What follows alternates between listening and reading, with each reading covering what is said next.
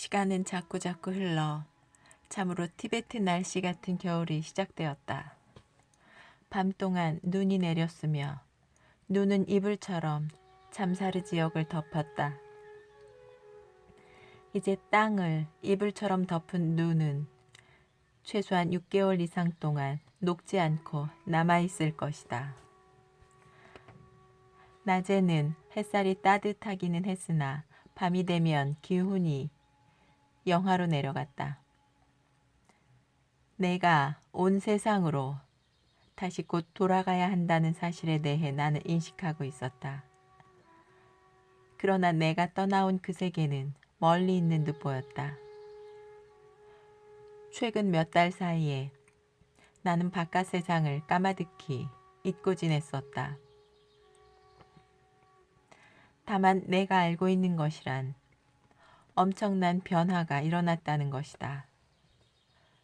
쉽사리 바뀌는 생각은 내게서 사라져버렸으며 나는 더 이상 진리에 대해 이렇게 생각했다가 저렇게 생각했다 하지 않게 되었다. 그토록 어리석은 갈등은 완전히 사라졌다. 가장 높은 차원의 생각이라 할지라도 그건 역시 생각일 뿐이고 그것 자체가 진리는 아니라는 것을 알게 되었기 때문이다. 이 사실을 즉각적으로 알아보는 순간 진리에 대한 모든 관념이 사라졌다. 영적인 것 또는 물질적인 것들에 대한 갈망은 더 이상 존재하지 않았다. 어느 한쪽도 소유할 수 없다는 것을 알게 되었다. 이 사실을 알고 있는 유연한 마음 안에 자유가 있고 자유 안에 진리가 있으며 진리 안에 사랑이 있다. 사랑이 곧 진리이다. 그러나 우리는 진리가 무엇인지 모르고 따라서 사랑이 무엇인지도 모른다. 우리는 사랑에 대해 말하지만 그것은 사랑이 아니다. 그것은 우리의 머리로 만들어낸 개념에 불과하며 그것은 사랑이 아니다. 우리가 사랑에 대하여 생각하고 있을 때 그것은 사랑이 아니며 다만 우리가 사랑하는 사람에 대해 생각하고 있을 뿐이다. 그러나 우리는 그 사람을 사랑하고 있는 것인가? 아니면 그 사람을 그저 소유하고 있는 것인가? 소유하려는 욕심이 있는 곳에는 질투와 두려움이 있기 마련인데 이것은 사랑이 아니다. 사랑이 아닌 것들을 밝혀내고 나면 그때 우리는 사랑을 경험하게 될 것이다. 분명히 말을 하건대 사랑은 소유욕도 질투도 두려움도 아니다. 그대가 무엇인가를 소유하려 할 때 거기에는 두려움이 있고 질투가 있게 된다. 내가 지금 말하고 있는 것들을 그대가 크게 소리내어 읽는다면 그대는 자신을 이해하게 됨으로써 오는 결과인 변화를 경험하게 될 것이다. 사랑이 아닌 것들을 그대는 곧 이해하게 될 것이고 그때가 되면 거짓된 것들은 떨어져 나갈 것이며 그 자리에 사랑이 즉각적으로 있게 될 것이다. 왜냐하면 사랑은 지금 이 순간 존재하는 것이며 사랑이 들어올 길을 그대가 깨끗이 마련하고 나면 그 즉시 움직임을 시작하게 되기 때문이다. 그대는 결혼을 해서 남편이 있고 아내가 있고 자녀가 있는데 그대는 그들을 소유하고 있고 이용하고 있으며 두려워하거나 질투하고 있다. 만약 그대가 이 사실을 자각하게 된다면 이것은 사랑이 아니라는 것을 알게 될 것이다. 욕구를 충족시키는 것은 사랑이 아니다. 거린을 만났을 때 그대는 동전을 주고는 다시 걸어가 버린다. 그런데 이것이 사랑인가? 그날의 선행을 했다고 그대는 느낄지도 모른다. 그런데 이것이 사랑인가? 그대는 자신이 인류를 사랑하고 있다고 생각할지도 모르겠다. 그러나 정말로 그런가? 지금 우리는 사랑에 대한 질문 안으로 탐구에 들어가고 있는 것이다. 사랑이 무엇이냐는 질문 안으로 탐구에 들어갈 때 사랑이 아닌 것들을 알아보게 될 것이다. 그때 우리는 사랑과 관련하여 우리 자신을 이해하기 시작할 것이며 그렇게 함으로써 사랑이 아닌 것들로부터 벗어난 자유가 있게 되며 그 자유 안에 사랑이 있게 되는데 그대는 사랑을 만들어내지 못하기 때문이다. 그대는 사랑을 소유할 수 없다. 사랑이 그대를 소유해야 하는 것이다.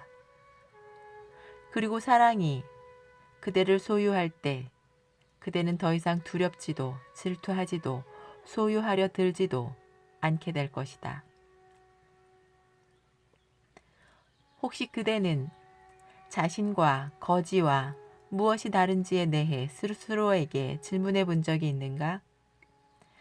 거지는 누더기를 걸치고 있을 것이고 아마 그대는 좋은 옷을 입고 있을지 모른다. 그는 아무것도 가진 것이 없는 반면 그대는 많은 것을 가지고 있을 수도 있다. 그러나 이것은 피상적인 차이에 불과하다. 그러나 좀 더 깊이 들여다본다면 그도 역시 그대와 마찬가지로 만들어졌으며 살이 있고 같은 생명이 그 안에 있으며 그대가 살아있듯이 그 역시 살아있다는 것을 알게 될 것이다. 그대도 역시 거지이다. 조금 더 처지가 나을지는 몰라도 그럼에도 불구하고 그대는 거지이다. 그대에게서 그대라 규정짓고 있는 조건들을 제거하고 거지에게서 거지라 규정짓고 있는 조건들을 제거하고 나면 서로 같지 않은가? 그대 안에 있는 생명과 거지 안에 있는 생명에 과연 다른 점이 있는가? 그렇다. 다른 것이 있다면 우리의 조건들을 통해서 창조한 이 사회 때문이며 이 사회가 우리의 조건들을 지속시키고 있다. 자선을 할 때 그대는 그 행위를 고상하다고 말한다. 그러나 그것을 사랑이라고 부를 수는 없을 것이다. 그 행위 속에 여전히 그대가 중심에 있지 않은가?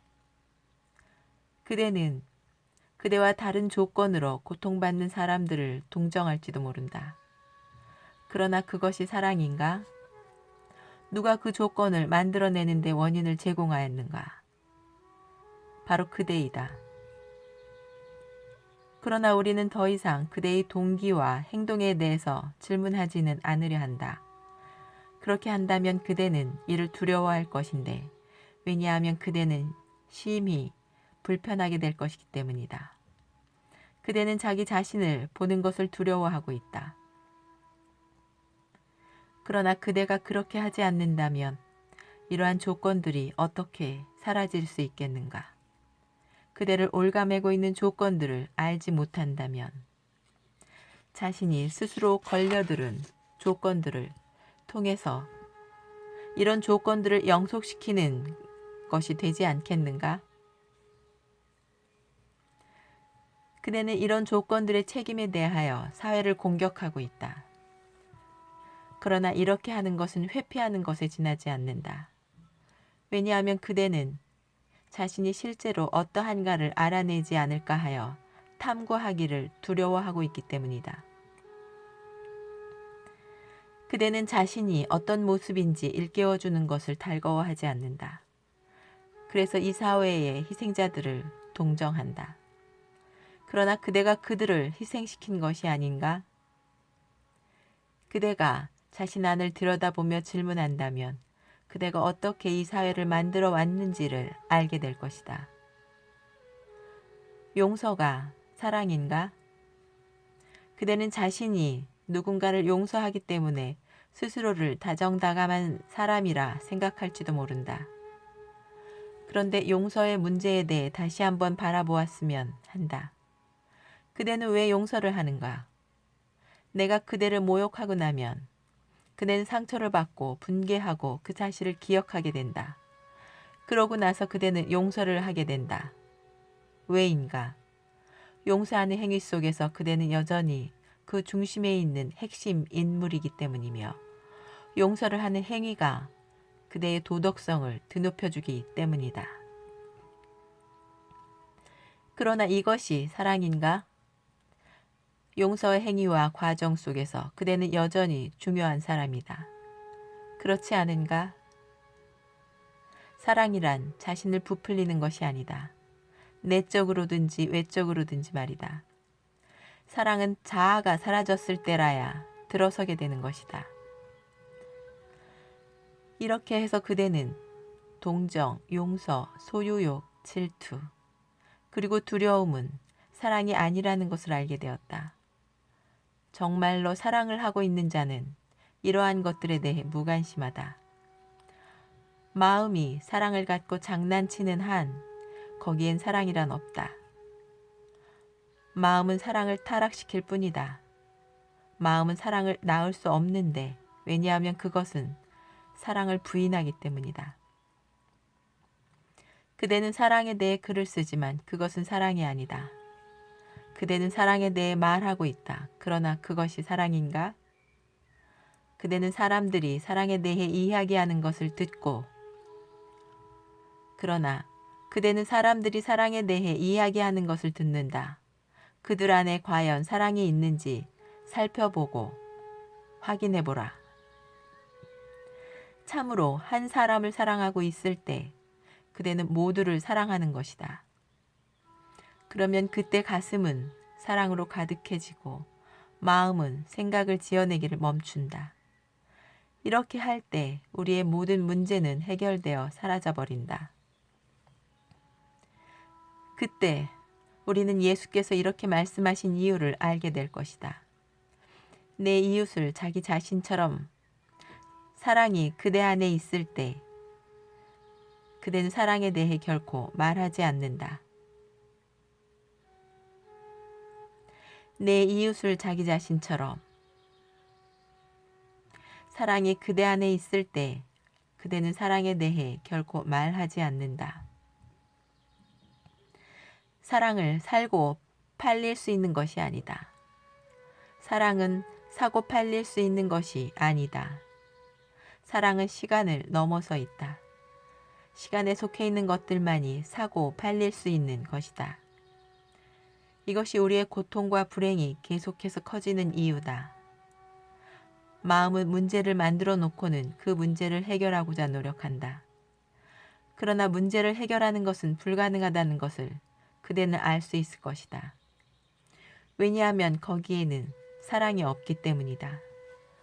마음 자신이 직접 문제를 해결해야 한다고 느끼지 않게 될 때라야 비로소 거기에 사랑이 있게 되는 것이고 사랑만이 문제를 해결할 수 있다.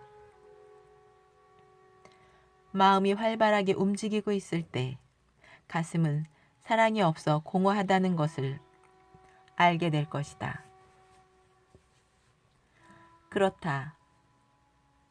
마음이 활발하게 움직일 때 마음은 자신 안에 있는 것들로, 시간에 속해 있는 것들로 가슴을 채우게 된다. 그러나 사랑은 시간에 속해 있는 것이 아니다. 사랑은 시간에 속해 있는 것들이 잠잠해졌을 때 들어서게 되는 것이다. 그러므로 문제를 해결하는 방법이란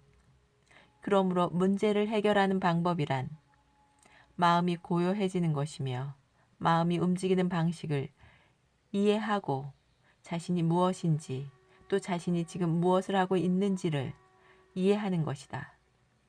즉 자기 자신이 문제라는 것을 알아보는 것이다. 그러나 우리는 사실을 마주하기를 두려워한다.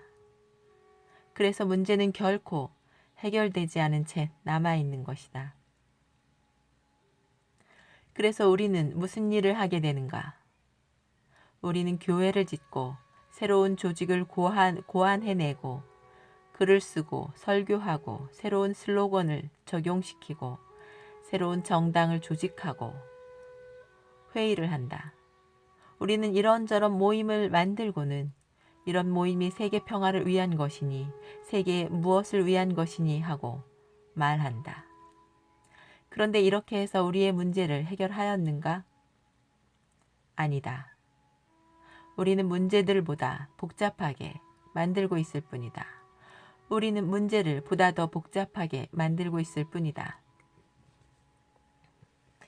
이 모든 문제가 마음의 산물이라는 것을 우리가 알아보게 되면 문제를 해결하기 위해서는 마음은 자신의 오래된 기억들을 바탕으로 새로운 방법을 만들어내는 것을 그만두어야 한다. 그러면 그때 사랑이 있게 된다. 이렇게 하기 전까지 사랑은 결코 있을 수 없다. 그리고 사랑으로서 우리의 모든 문제는 해결된다. 우리는 형제적 의식과 형제적 사랑의 실천에 대해 말하곤 한다. 우리는 각종 모임을 만들곤 한다. 그러나 이렇게 하는 것은 여전히 마음의 영역에 속해 있는 것이다. 그렇지 않은가? 그대가 이 모든 것을 이해하고 나면 마음이 만들어내는 이 모든 소동은 그치게 된다. 그러면 그 자리에 사랑이 들어서게 된다. 왜냐하면 사랑은 지금 이 순간 그저 있을 따름이고 우리는 그것을 만들어내지 못하기 때문이다. Love comes into being because it is now and we don't create it. 그때 우리는 사랑이 무엇인지 알게 될 것이다.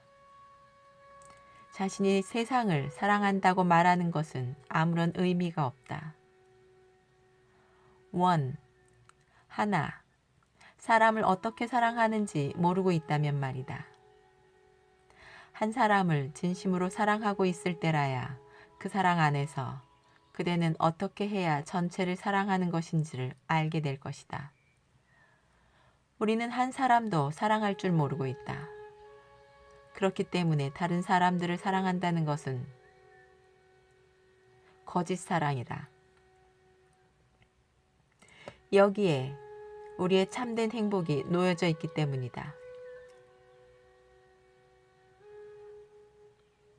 사랑에 대한 수업이야말로 내 친구와 게슈 림포체로부터 받은 최고의 수업이었다. 지금 내가 하고 있는 이 말들이 그대가 사랑으로 가는 길을 열어주길 바란다.